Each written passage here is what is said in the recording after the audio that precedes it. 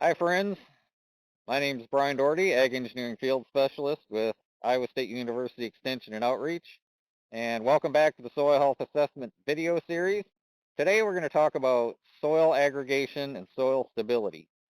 So what I'm going to do is show you two simple tests that you can do to assess how well your soil is aggregated, how stable that soil is when it's wetted down. The first is called a Slake test, and the second is called a Slump test. So I'll explain the details of each as we get into it. So let's get set up and run the test. Okay, so we're set up here to do our Slake test demonstration. A few things to note about the Slake test. What I've got here is some nice tall cylinders for doing demonstrations with this, but you really don't need those. You can do this with some very simple equipment. All you really need is a mason jar, and then you make a little basket in the top of it to hold your clump of soil. So you can do this very, very simply and inexpensively on your own.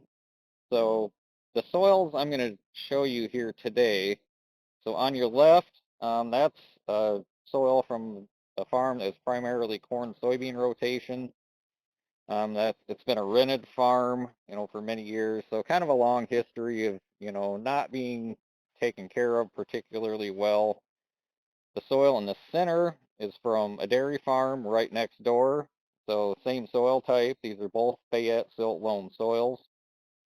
But the sample from the center is, again, from a dairy farm. So typical rotation there is 2 to 3 years of corn, and then oats established as a cover crop for alfalfa, and then, 3 years of alfalfa, and then rotated back into corn again. So less tillage, less disturbance in that rotation, and also, with the soil in the center, a much longer history of having dairy manure applied. So the sample on the right is also Fayette silt loam soil. Again, this is from a fence line directly in between where these two samples were taken.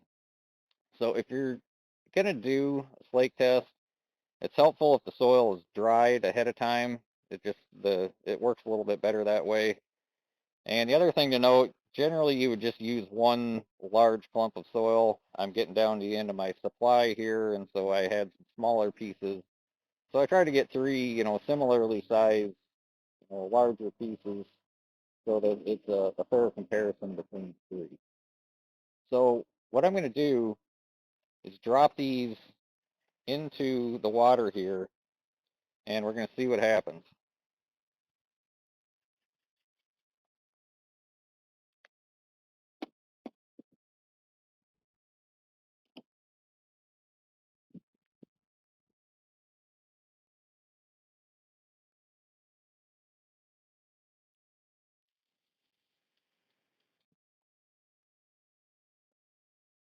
So a few things to note here. I'll start with the sample on the right. So that's the one from the fence line.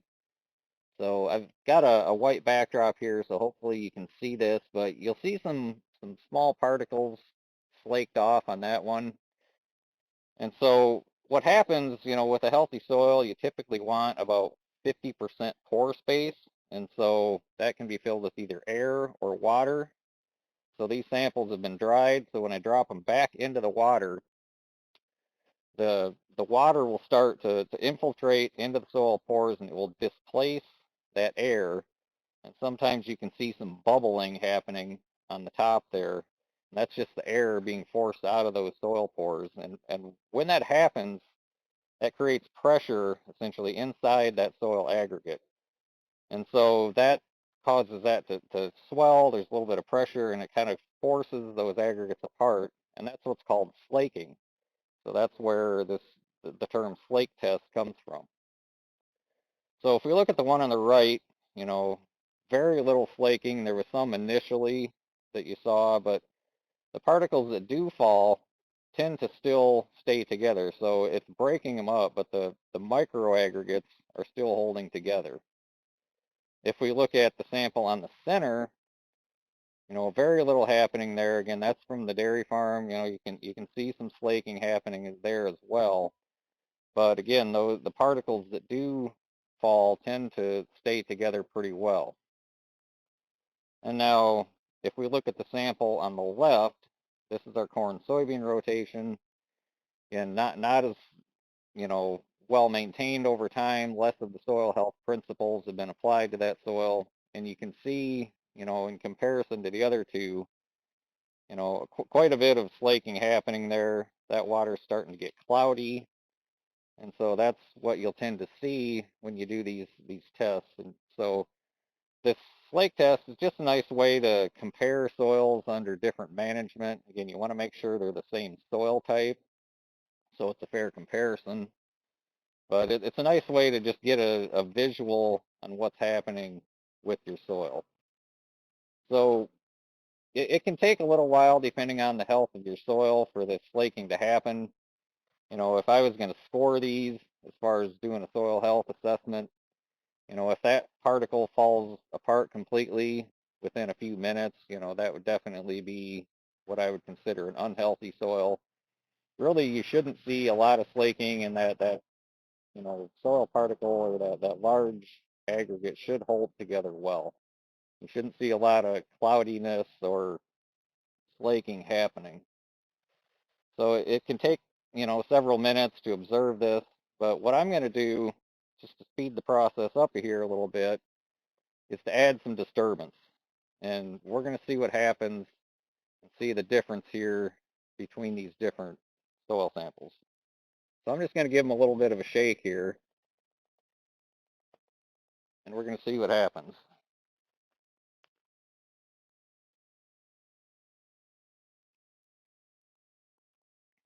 And so again, the one on the right, now you're seeing more slaking, more cloudiness. Again, that's from our fence row, but it's a little bit more clear, I would say, than the one on the left. This is it's a bit of a, it's hard to do these comparisons, and always see what you think you're going to see, and that's what makes this a really interesting test. But again, the one in the center here, this is from our dairy farm.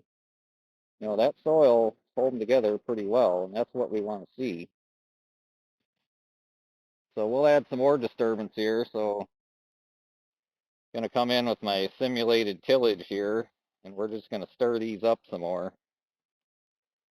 And now look at what happened to that soil on the left. Just as soon as I started to disturb that, it just completely disintegrated. Now we'll come over here to our fence row soil. Again, this soil is breaking apart now, but because of where that soil was located, there's more roots in that soil. It's holding together a little bit better, and that's what we would want to see. But this on the left side here, if you wonder why our rivers turn brown after a heavy rainstorm, that's exactly what we're seeing happening out there. You know, you have exposed soil, those raindrops impact the surface, and if it can't infiltrate, that soil just, flakes apart and erodes off of the surface and into our waterways. So that's just a quick demo of the Slake test. I encourage you to give that a try on your own. Again, all you need is some, just some mason jars, some chicken wire to hold your soil samples, and really simple, easy test. So next, I'm going to set up the slump test and show you that one as well. Okay, so now we're set up to do the slump test. So what I've got here are the same three soils. So this is our corn soybean rotation. Here's our corn oat alfalfa rotation, and here's the soil from the fence line. So really simple to do a slump test. All you really need, again, is some mason jars. So if you've got a wide mouth mason jar, works the best. And these are just simple sink strainers. You can buy these for $2 or $3. So again, really inexpensive, simple test here. And so similar concept to the slake test. So what you do is just take your soils, drop them into the water. They don't have to be completely submerged, but pretty close. And then it's kind of the same concept here. You'll see some slaking happening, got a lot of air bubbles coming out here. But the idea with this test is rather than, leaving it there, what we do is we let it saturate for a minute or so, And then I'm going to take these and flip them over onto the plates here. So you want to have some paper plates handy to do this. I grabbed some plates out of the house here, so I guess I'll be doing dishes tonight, but they'll get the job done. So I'm just going to let these sit for a little while, and then we're going to flip them over. And so what this does is it gives you a good visual of how well that this large macro aggregate is going to hold together after it's been saturated. And again, the healthier the soil, it should hold together better.